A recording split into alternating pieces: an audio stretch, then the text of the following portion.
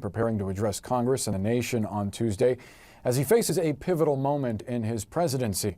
Here now to discuss that moment and more, CNN political commentators María Cardona and Alice Stewart. María is a Democratic strategist and Alice is a Republican strategist. And María, starting with you, the State of the Union coming at a difficult time for President Biden. There are slumping approval numbers, intense division in the United States. Pair that with Russian aggression in Ukraine, the skyrocketing price of gas, the lingering issues caused by the pandemic as well. Can President Biden realistically try to change perceptions with this one speech? Well, he certainly is going to try, and you're right, this comes at a unique challenge, but with unique challenges, we also know come unique opportunities, and that is the case for this president. I think what he needs to do is he needs to talk to the American people about the moment that we are finding ourselves in right now, both domestically as well as internationally. He should talk about the massive the accomplishments that he was able to do this past year, massive job creation, job growth, low unemployment, huge growth in GDP, rising wages, savings for the American people. But he also needs to talk about the fact that the American people are feeling huge challenges in their pocketbooks with the inflation, with coming out of the pandemic, with supply chains as a result of that global pandemic, and what he's going to continue to do along with Democrats and hopefully Republicans who have done nothing to help the American people up until now, make sure to meet those challenges head on. And he should also take this opportunity, Boris, to unite the American people with what is going on in Ukraine and frankly prepare them that things could get worse, especially at the gas pump, because of what the Russian aggression is causing, and bring everyone together to focus on the solutions ahead.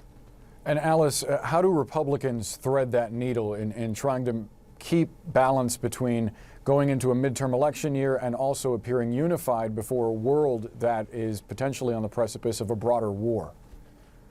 Well, that's an excellent aspect of this. Look, the Republicans are unified in one thing, is that the Biden administration and its policies have not worked and they're not successful, and that is going to help them in the midterm elections. Look, I feel for President Biden as he makes the State of the Union address. If you remember the last joint session of Congress, his speech, he said, "Our country is ready for liftoff." A year later, we have a failure to launch. He has not followed through on many of the campaign promises that he made to the American people, specifically with regard to Build Back Better. Fortunately, that has not worked, but for his constituency, his social spending agenda has not passed. He has not put COVID in the rearview mirror as he campaigned on and said he was going to do. He has not unified the country, which was a cornerstone of his campaign. He has not worked on improving the inflation. We have historic inflationary numbers that are not transitory. These are long-term numbers, and it doesn't appear to be getting any better. Not to mention what we have, the crisis at the border, rising crime, and education issues. And look, these are just domestic issues. The national security and the foreign issues are abysmal with the withdrawal from Afghanistan, and now what we're seeing with the Russian war. And if you remember, when he was campaigning, he talked about Vladimir Putin saying that he would fear him, he would respect him, and Biden's policies would put an end to the tyranny in Russia. That hasn't happened. Ask the people of Ukraine. And even Obama's former advisor, Ben Rhodes, says that the Biden administration foreign policies are not working. They're only working to embolden Vladimir Putin. So he's going to have a difficult time in the State of the Union trying to reassure the country about the State of the Union. But rest assured, Republicans are unified moving forward against these policies, and that's going to be a big impact and an asset as we move to the midterms. Alice, I want to pivot to Marjorie Taylor Greene and Paul Gosar, two Republican lawmakers that attended an event hosted by a white nationalist who this weekend was joking about a favorable comparison between Vladimir Putin and Hitler. Greene defended her appearance at the conference by saying, quote, "I'm not going to play the guilt by association game in which you demand that every conservative should justify anything ever said by anyone they've ever shared a room with." Shouldn't conservatives be more concerned about who they're sharing a room with? Look, Marjorie Taylor Greene is far from the face and voice of the Republican Party. Her comments in this situation and oftentimes are ludicrous and out of sync with not just Republicans, but the voice of this country. So using her as a face or voice of the party is absurd.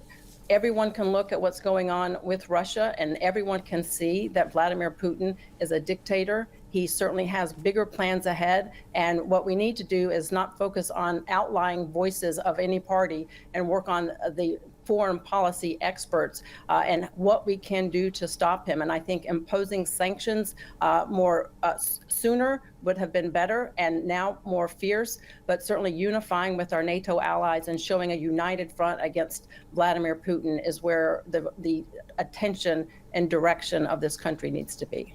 Maria, we'll give you time for a quick response. You know, Boris, actually, Marjorie Taylor Greene seems to be in the mainstream of the Republican Party, as what she does is parrot the Republican Party's leader, Donald Trump. And that is exactly the challenge for Republicans moving forward. Look, I love Alice, but her answers just now completely prove my point. She never said anything about what Republicans will help do for the American people now, the American people who are facing these inflationary pressures that are not the fault of Joe Biden. He and Democrats have tried to do everything to continue to pass policies that actually help middle class voters, that actually help working class voters with no help from Republicans. But now Joe Biden is going to continue to unify the country as much as he has been challenged by Republicans who only want to close the door on anything he wants to do and have completely slapped the face of the American people with zero policies that will help them economically. But now is the time to unify because of the huge challenges, not just here at home,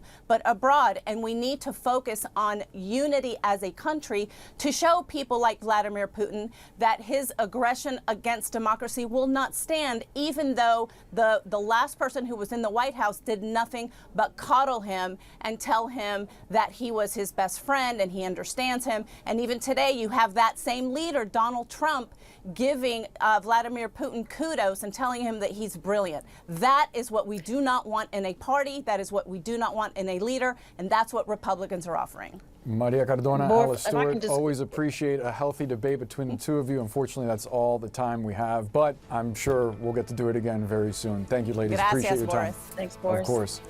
Stay with CNN. We're back with the latest from Ukraine after this.